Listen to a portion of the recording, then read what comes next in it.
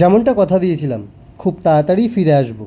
আর যারা এই ভিডিওর অপেক্ষায় ছিলে তাদের দ্য আউটিং ডায়েরির ইউটিউব পেজে অনেক অনেক স্বাগত জানাই। তোমাদের যেমন গল্প শুনতে ভাল লাগে, ঠিক তেমনই আমার ভাল লাগে গল্প শোনাতে।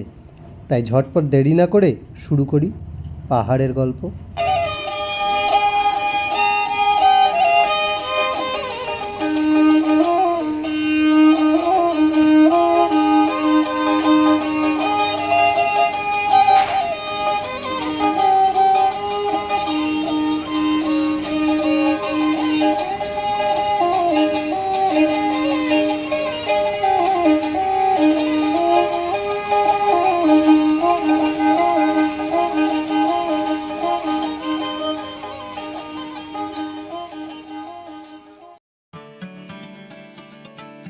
ব্রিটিশ সাহেবদের তৈরি করা শৈলশহর দার্জিলিং, আর সেখানে গিয়ে ইংলিশ ব্রেকফাস্ট ট্রাই করব না সেটা আবার হয় নাকি।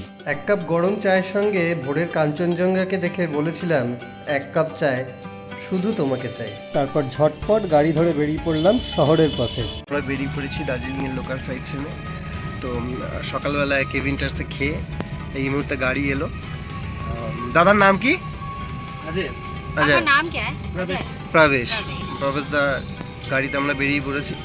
তো আজকে আমাদের প্রথম জায়গা আমরা যাচ্ছি হচ্ছে জাপানিজ টেম্পলে যাচ্ছি। তারপরে ওখান থেকে যাব হচ্ছে, কোথায় যাচ্ছি?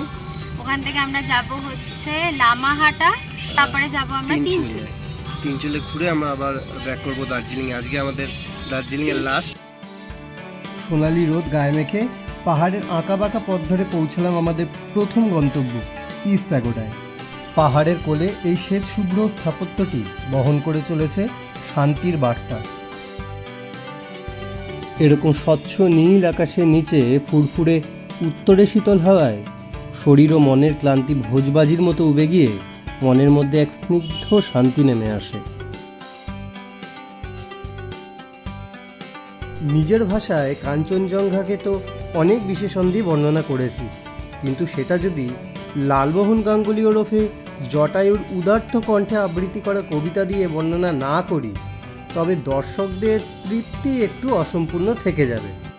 তাই গাঙ্গুলি বাবুর ভাষায় বলি, ওই কাঞ্চনজঙ্ঘে দেখেছি তোমার রূপ উত্তরবঙ্গে, মুগ্ধ নেত্রে দেখি মোরা তোমারে এ প্রভাতে, সাজেতে আরেক রূপ ভুল নেই তাতে, তুষার ভাস্কর্য তুমি রুমোদের গৌরব, সবে মিলে তোমারে করি মোরা স্তব। ঘণ্টা খানেকের পথ পেরিয়ে অবশেষে পৌঁছলাম পাইন বনের বাগান লামাহাটায়। জনপ্রতি 20 টাকা প্রবেশ মূল্য দিয়ে ভিতরে প্রবেশ করলাম, কিন্তু আসল চমক তো বাকি ছিল এর পরে। ওই ধরুন কম বেশি 700 মিটারের একটা চড়াই। গুগল দেখে যদি আপনি চড়াই শুরু করেন তবে 10-15 মিনিটে আপনাকে পৌঁছে দেবে, কিন্তু বাস্তবে কত সময় যে নেবে তা না হয় আমি বললাম না, আপনারা নিজে গিয়েই দেখে নেবেন। তবে হ্যাঁ, গাছের পাতার ফাঁক দিয়ে উঁকি দেওয়া সূর্যের আলো আপনার এনার্জি বুস্টার হতে পারে। রাস্তাটা খুবই সুন্দর কিন্তু খুব খাড়া। তো যারা বয়স্ক তাদের পক্ষে আসা খুব অসুবিধাজনক। অনেকেই দেখলাম রাস্তায় বসে আছে, উঠতে পারছে না বলে। যাদের কম বয়স বা হাঁটতে চলতে খুব ভালোই সক্ষম এখনো, তারাই আসতে পারবে। কিন্তু দৌড়ানোর পর কুকুরের যেমন জিভ বেরিয়ে যায়, আমাদেরও সেই অবস্থা। লম্বা পথ ট্রেক করে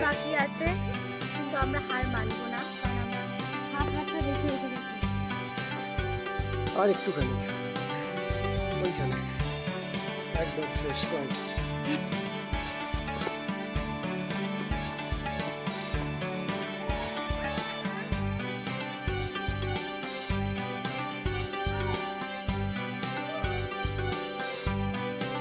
একটা বিশাল খাড়াই পথ ট্রেকিং করে এসে অবশেষে আমরা এখানে যে পন্টটা আছে বা পুকুর আছে সেখানে এসে পৌঁছালাম। বেশ চড়াই এবং ভালো কষ্টও হয়েছে, কিন্তু সার্থক। এখানে অনেক ছোট ছোট দোকানও আছে, আর ওই যে দেখা যাচ্ছে পুকুরটা।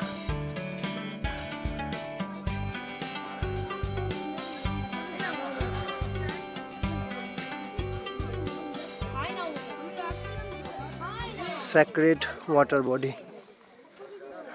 পবিত্র এই পুকুর।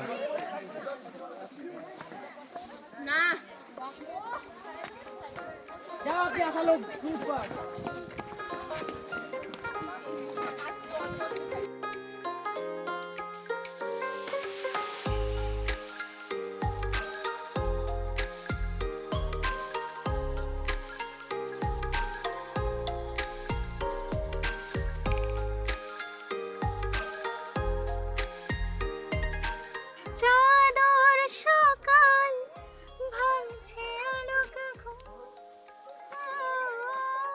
বুনতে বুনতে ফুরোয় সময়, গুনতে গুনতে দিন, এই তো আমি চাই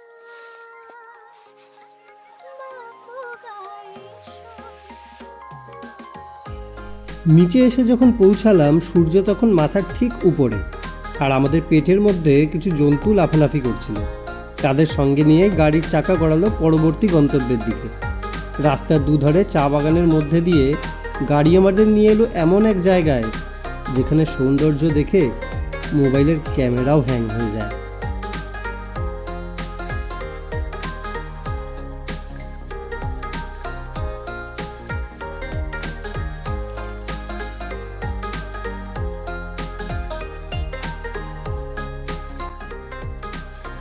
এই মুহূর্তে আমরা দাঁড়িয়ে আছি হচ্ছে তিনচুলেতে। তিনচুলের ভিউ পয়েন্ট থেকে ওই দিকটায় পুরো পেলিং শহরটাকে দেখা যায়। পেলিংয়ের যে চেংরেদিং মূর্তি এবং শিব মন্দিরের যে শিব মূর্তিটা আছে সেটা চারধামের, আর এদিকে লামাহাটারও কিছু অংশ দেখা যায়। আমরা ওই বাইনোকুলার থেকে দেখলাম। আর ঠিক এর সামনেই যে ডোম টেন্টগুলো থাকে, সেই ডোম টেন্টে থাকার ব্যবস্থাগুলো ঠিক এই জায়গাটাতেই আছে। 8টে ডোম আছে। ওই দুটো ডোম হচ্ছে লাক্সারি ডোম, আর এই দুটো হচ্ছে প্রিমিয়াম। এই দুটোর দাম হচ্ছে 1800 টাকা পার পার্সন, থাকা খাওয়া সহ। আর ওইটা হচ্ছে 2200 টাকা। তো আমি ডিফারেন্সটা জিজ্ঞেস করলাম। ডিফারেন্সটা হচ্ছে ফার্নিশিং আর ভিউয়ের জন্য। আর এটা হচ্ছে ওদের কার্ড। এটা ডেসক্রিপশন বক্সে আমি অবশ্যই দিয়ে দেবো। दिखाइए मुझे एक बार कोई भी।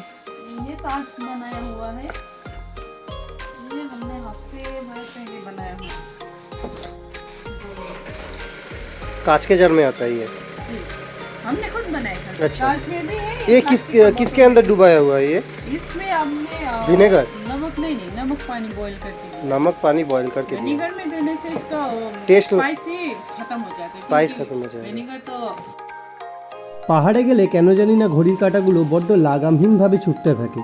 পড়ন্ত বিকেলে রাস্তার ধারে কোনো এক চা বাগানে দাঁড়িয়ে সূর্যের শেষ আলোটুকুও গায়ে মাখছিলাম। ভিডিওটি কেমন লাগলো অবশ্যই লাইক এবং কমেন্ট করে জানাবেন। আর এরকম আরও গল্প পেতে চ্যানেলটিকে সাবস্ক্রাইব করুন। খুব শিগগিরই ফিরব গল্পের পরবর্তী অংশ নিয়ে। ততক্ষণ অপেক্ষায় থাকুন।